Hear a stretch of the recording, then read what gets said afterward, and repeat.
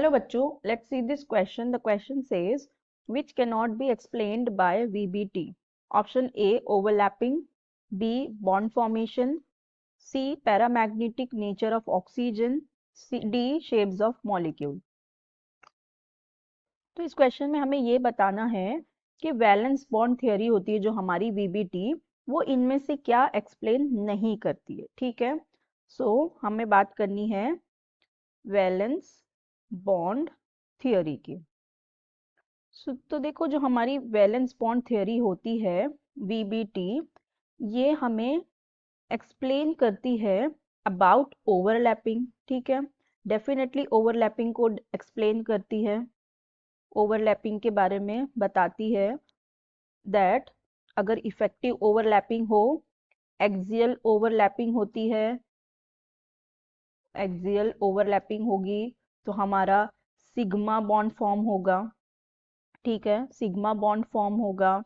Then lateral या sideways overlapping होगी तो हमारा पाई बॉन्ड फॉर्म होगा। ये हमें वैलेंस बॉन्ड थ्योरी ने ही एक्सप्लेन किया है, वैलेंस बॉन्ड थ्योरी हमें बताती है। ठीक है, इसका मतलब वैलेंस बॉन्ड थ्योरी हमें ओवरलैपिंग तो बताती है। ठीक है, तो ए वाला तो हमें बताती है।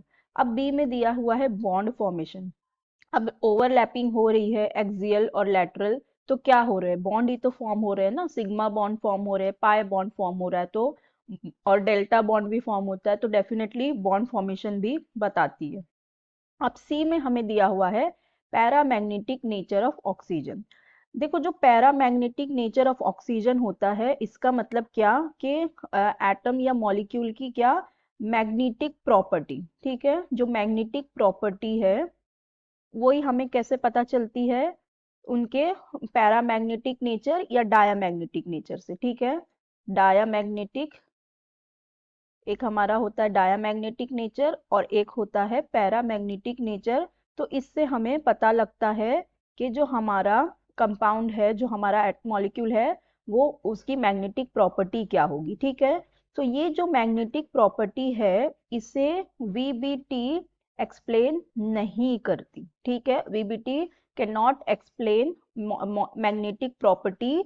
मैग्नेटिक प्रॉपर्टी को किसने एक्सप्लेन किया है, मॉलिक्यूलर ऑर्बिटल थ्योरी। ठीक है, MOT, molecular orbital theory explains the magnetic properties.